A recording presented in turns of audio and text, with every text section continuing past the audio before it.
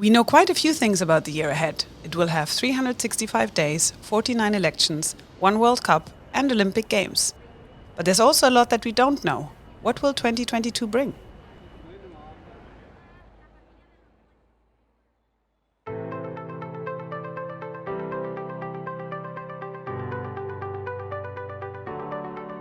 COVID made last year pretty turbulent. It will continue to exercise turbulence in 2022 as well.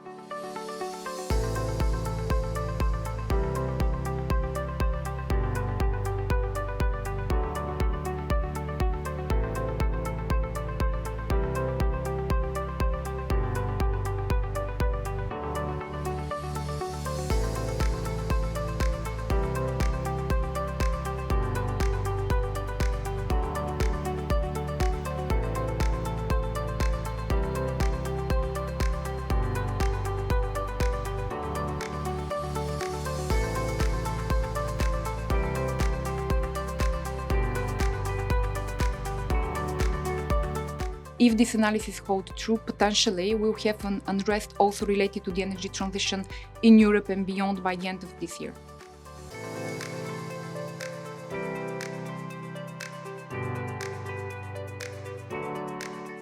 COVID will be exploited by the political opposition to punch governing parties for not doing enough or underperforming.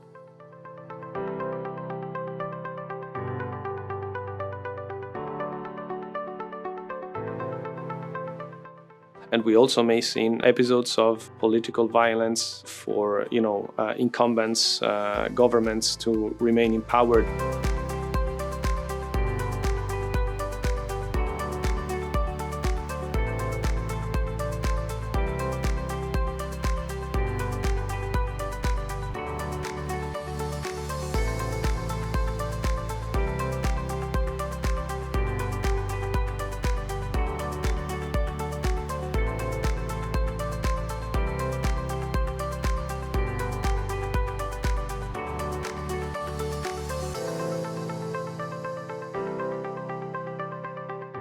We expect that a bad economic outlook will put pressure on African governments and also on democratic processes, such as elections, for instance.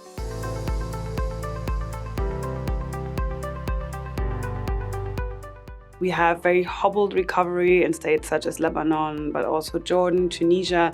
All of the states will see political unrest because of that.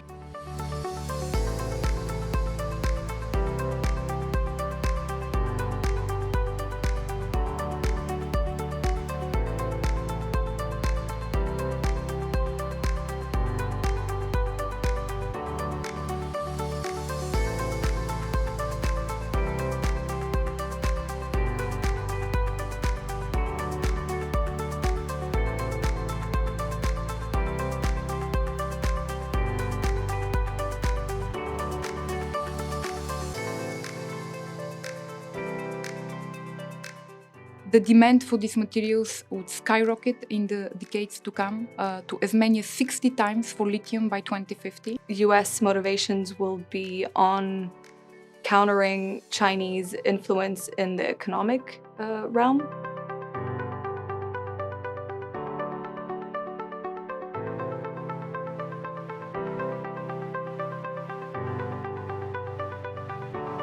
We have 2 elections scheduled in the region this year. One is Libya, one is Lebanon.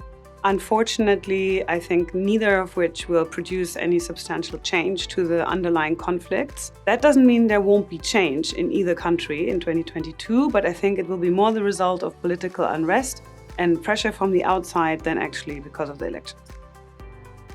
The likely outcome of the elections will be a Republican win of Congress. For foreign policy, this means that the Republican agenda will likely block certain ambitions that Biden has announced in terms of international engagement, specifically with the European Union.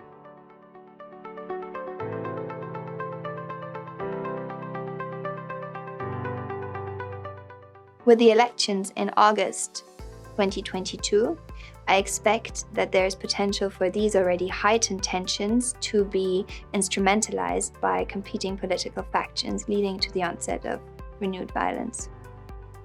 There have been indications that President Bolsonaro is unwilling to step down even if he does lose these elections. I expect that regional elections within India may spark violence in 2022.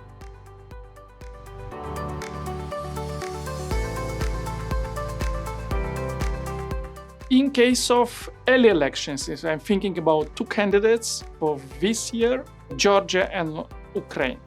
In case of Belarus, there are possibility to see a constitutional referendum. I don't think that it will spark protests because the costs of protesting are higher than 2 years ago.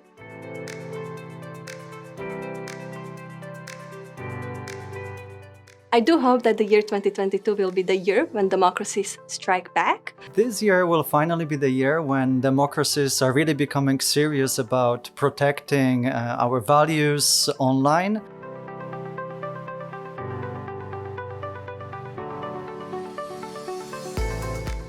I think we can expect different ways of interfering into the elections that we are used to.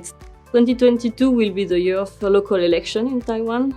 Some expect cyber interference on the side of China in the Taiwan election campaign. 2022 will be the year of the CCP, China's Communist Party Congress. Xi Jinping will most likely be nominated again. It's the first time a Chinese president will stay such a long period. It's most likely he will remain in power until 2027 and probably until 2032.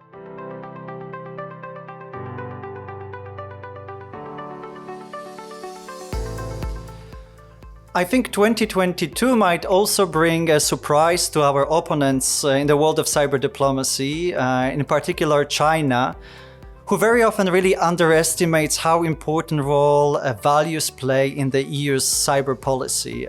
What may surprise us in 2022 is the fact that Washington and Beijing cooperate more than we expect.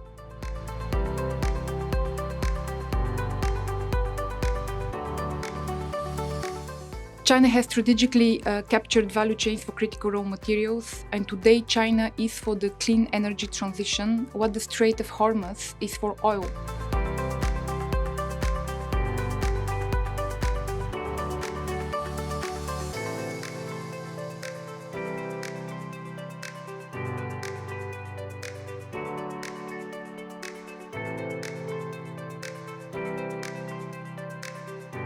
COP27 is coming to the region in November this year. I think this will be the year where we will see climate change enter the region as a geopolitical issue.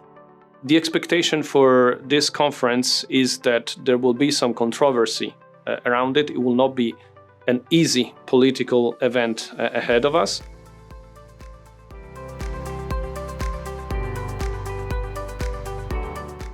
The 6th African Union-European Union Summit will take place in Brussels in February 2022.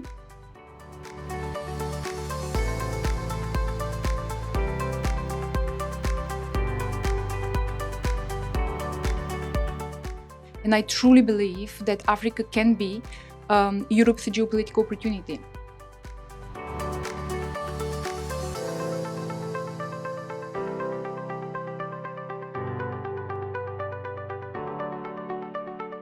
We all know that the Arctic is heating twice as fast as the rest of the world.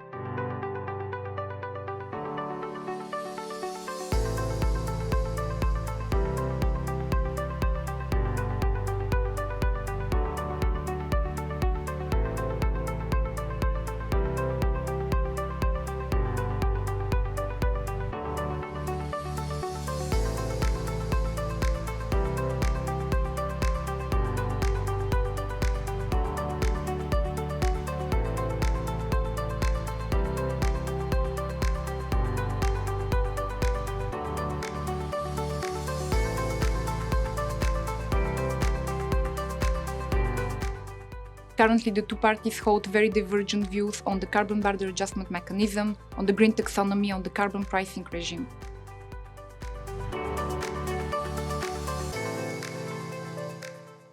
two states are weak points in terms of energy security in the eastern neighborhood, Ukraine and Moldova.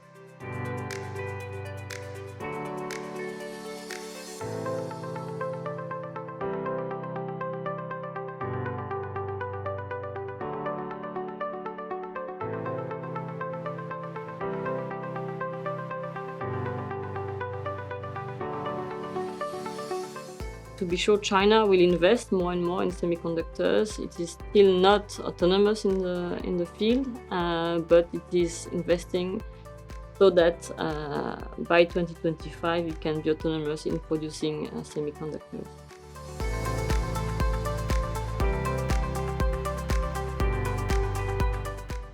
Twenty 2022 should be, as the President of the European Council has already said, the year of defense. And it's the year of defense mainly because of the strategic compass, which will be delivered in March 2022. Even though the European Council should adopt the compass in March, it will set off an implementation process that should span at least to 2025 to 2030.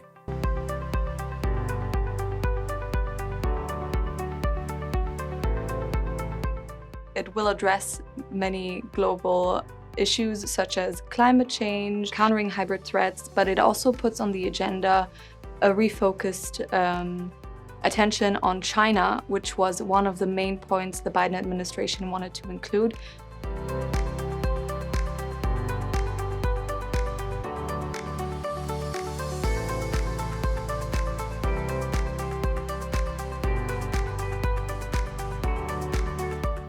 Russia might utilize military power in order to get political concessions or to gain some strategic strongholds inside Ukraine.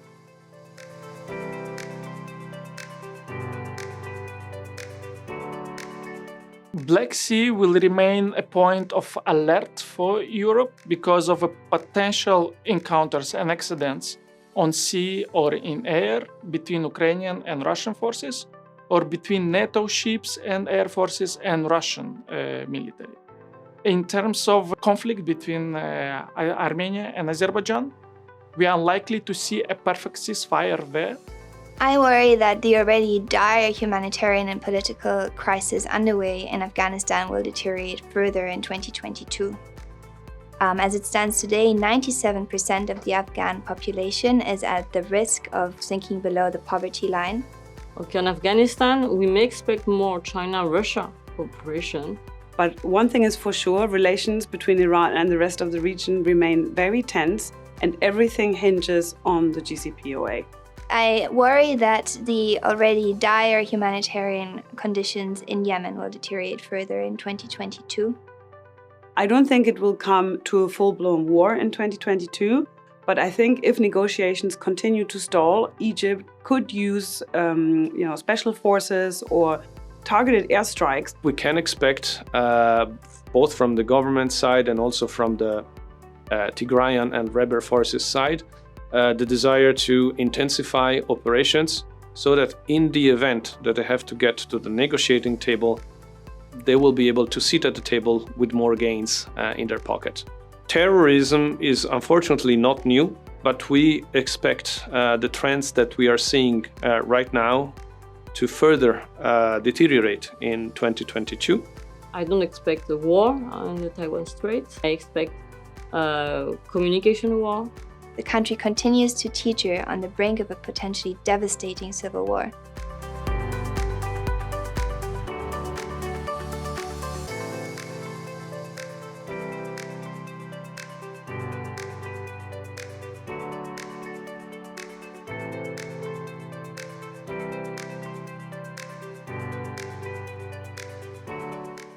And I think what is new is our understanding that because the use of the human factor is exploited more frequently, our responses and policies also have to be more human-centric. Belarus probably will be very creative in terms of putting more pressure and instrumentalizing migrants.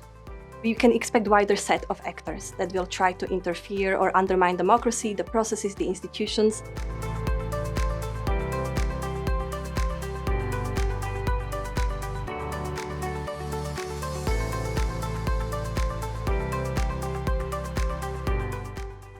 Not only do we see the increased commercialization and congestion of outer space, but we also have pretty good evidence that some of our strategic competitors are also using space for a military point of view.